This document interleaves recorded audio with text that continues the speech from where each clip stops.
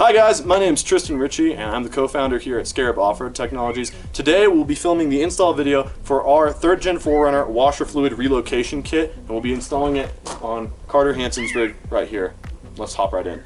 So before we actually start the install, we're going to go over all the components that come with the kit and the tools that you'll need to properly install it. So to start off, we have the washer relocation reservoir that goes in front of your intake, the bracket to secure the reservoir to your core support. Then we have 2 small baggies of hardware. We have spacer washers that help you level the bracket and make sure the actual portion of the bracket that says Scarab is level on the front of your engine bay. And then another small baggie of hardware which contains all the bolts and nuts necessary to cinch these 2 pieces together. You'll also get a small bag with whatever selection of stickers that you chose on the website. And that's all that comes in the kit. Moving on to tools, what you're gonna need is a standard ratchet. Doesn't really matter what drive size, as long as you have sockets that go with it. Then you're gonna need a 10mm socket, a 12mm socket, a 13mm socket, and a 9/16mm socket. Additionally, we recommend that you have an extension. It does not have to be this big. This is just for filming purposes. And we also recommend that you have needle nose pliers to help undo any clips on the reservoir, and a 7/32 American style hex wrench.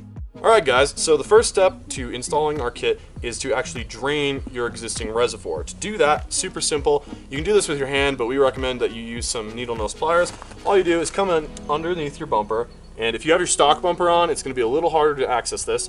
You need to locate your reservoir and locate one of the pumps on the front and just pull the line right off the pump and it'll start draining the reservoir.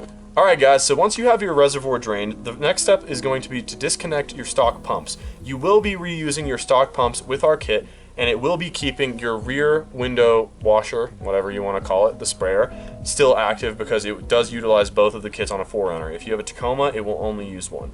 We recommend using a pair of needle nose pliers and just going under the fender well, grabbing the top of the harness and pulling it right off of the pump. The next step will actually be to detach your reservoir. Make sure to detach both of the hoses off of your pumps, otherwise your reservoir will be stuck in here. And then there are 3 10mm bolts and also a weather stripping piece that we've already removed when we were doing his bumper install. So all you need is a ratchet and 10mm.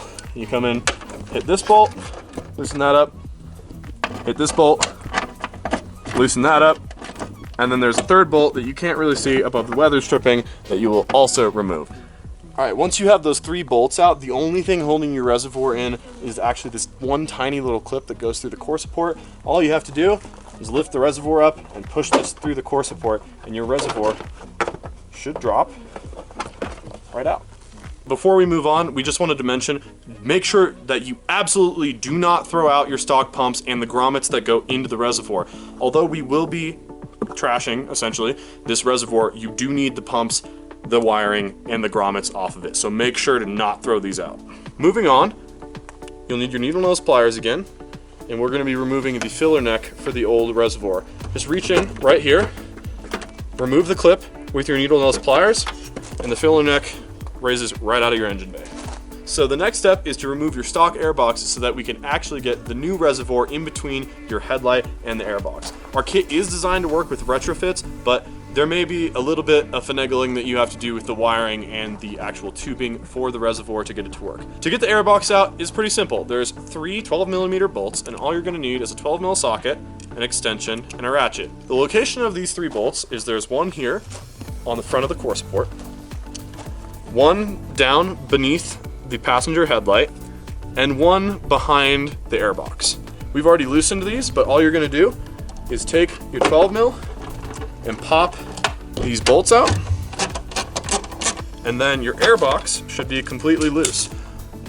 What we like to do is you grab this front support that goes to the core support and just gently push it back, make sure that it doesn't grab any of your headlight wiring, and you can just lift it up out of the engine bay. Now you don't actually need to disconnect this from your air intake, but if you'd like to, it does make it a lot easier to work around this space. So once we have the airbox out, the next step is to route the wiring loom and the small tubes that run to your reservoir up through the core support. Now to do this, there are 2 small plastic clips that can be undone with some needle nose pliers. One is right here, You can just pop that right off.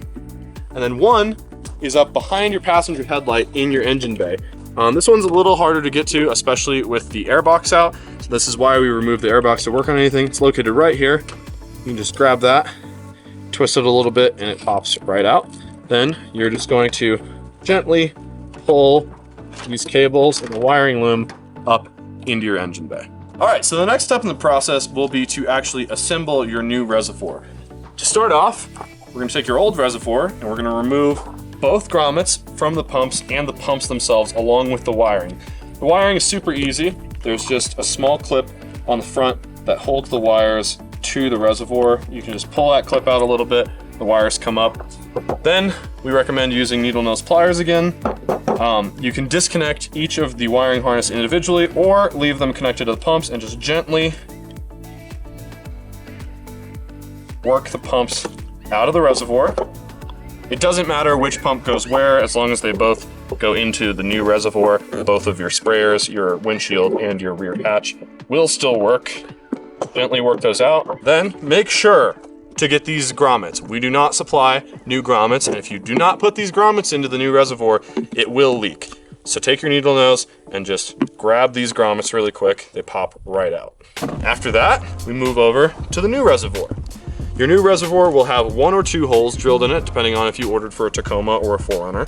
All you do is you take these grommets and you gently work them in. Make sure that there's no lips popping up. And make sure that this small little lip is beneath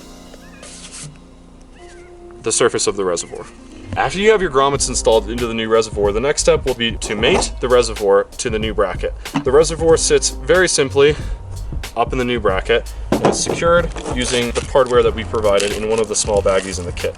You're gonna take 2 washers, the 2 anodized black lock nuts, and the 2 anodized black hex bolts. This is what you're going to use to secure the reservoir to the bracket. Make sure that the beveled edge of the hex bolt is on the outside of the bracket. This will be pressed up against your airbox and is a very tight fit. Make sure you do not have the nuts on that side, otherwise this will not fit. Throw your nut on top of the plastic reservoir just to help it from being too compressed, and then slide your lock nuts on both sides. And just go ahead and tighten these right up. Just make sure they're nice and snug, and the head of the bolt is flush with the front of the bracket. The next step will be to actually install your stock pumps into your reservoir after you have everything assembled. Now, while doing this, make sure that the output of the pumps is facing forward towards the core support or away from the Scarab logo, because the Scarab logo actually ends up butting up against your intake, which is unfortunate because you're never gonna see it again. I'm just gonna slot them one by one, nice and gentle, up into the grommets. Make sure that they're as flush as they can be. Now that we have assembled our reservoir, installed the pumps, and routed the tubing and wiring loom through your core support, you're gonna connect up your wiring harness again, otherwise your pumps will not work. This is super simple. And then you can connect the tubes in whatever order you prefer. Again, it is not important. Both pumps will still work, and one will power your windshield and one will power your rear hatch sprayer. Once you have these installed, we can locate the new reservoir in place, and this is where the spacer washers and the hardware that we provided will come into play. What you're gonna do is you're gonna take the spacer washers that we provided, put them underneath the bracket, and then secure this bolt in place. Once you have your spacer washers in place, you can go ahead and slot the bolt in. The head is a 13mm socket, and you can just go ahead and tighten this right down. Now, it's important to mention while I'm doing this, you need to make sure that your washer fluid tubes are not touching your radiator. If they're routed in any way and they're touching your radiator, they will melt and you will lose all of your fluid. Now, while we're doing this, we don't like to tighten this all the way down. It makes for an easier reinstallation of the airbox, as the airbox has to slot back in over your new reservoir. The easiest way to slot this back in is just to make sure that the portion that actually goes through your fender goes down into its hole first. Line up the front bolt on your core support, and this does take some time and is quite a tight fit. It is a little bit of a stretch, but it should thread right in. We're going to take your other 2 bolts that come from the bottom side of the air intake and go ahead and hand thread those in before tightening them down back with your 12mm ratchet and extension. Now that we have the stock airbox reinstalled, we are going to position the bracket for the new reservoir as far towards the passenger fender well as you can. The holes on the bracket, as you can see, are in fact ovular, and this is to account for any sort of aftermarket radiators or retrofit headlights that you may have on your rig, so you can position it side to side and fit it the best you can. Now we recommend that you tighten down the 13mm bolt first, and then move over to the airbox bolt, which is a 12mm. At this time, your Scarab Offroad Technologies Washer Relocation Kit has been fully installed. All that's left to do is take the sticker of your liking, pop it right on. Oh, damn it. The only thing left to do is take the sticker of your liking and place it right on top of the cap. So we're gonna go ahead and do that right now. Just make sure that the cap is tightened all the way when you apply this sticker, otherwise the orientation of it will be permanently messed up. So we're just gonna go ahead and apply this right to the top cap, and then go ahead and fill the washer reservoir with fluid. Take the washer fluid of your choosing and go ahead and fill up your new reservoir. At this point, your install is complete. Thank you so much for your purchase and your support of our company. If you have any questions or concerns about your kit, please contact us at scarab.offroad.technologies@gmail.com or via our Instagram, and we can't wait to see you out there on the trails.